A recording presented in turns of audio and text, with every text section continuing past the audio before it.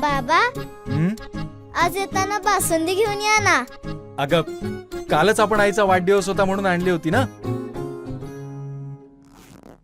ऐकलं, गोकुळची बासुंदी पुन्हा खावीशी वाटतेय. खरं सांगू, मलाही खावीशी वाटतेय. पुन्हा पुन्हा खावीशी वाटणारी गोकुळ बासुंदी.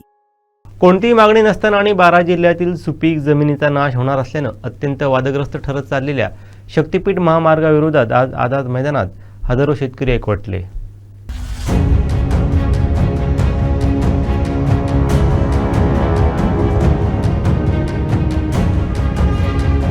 या आंदोलनासाठी कोल्हापूर आणि सांगली जिल्ह्यासह 12 जिल्ह्यातील शेतकरी एकवटले आहेत. शक्तीपीठ महामार्गाविरोधातील आंदोलनाला समर्थन देण्यासाठी महाविकास आघाडीमधील नेते आझाद मैदानामध्ये पोहोचले होते. विधान परिषदेतील विरोधी पक्षनेते अंबादास दानवे यांनी शक्तीपीठ महामार्गाविरोधात स्थगन प्रस्ताव आणणार असल्याचं सांगितलं. आझाद मैदानात अंबादास दानवे, आमदार सतेज पाटील आणि जयंत पाटील यांनी संबोधित केलं.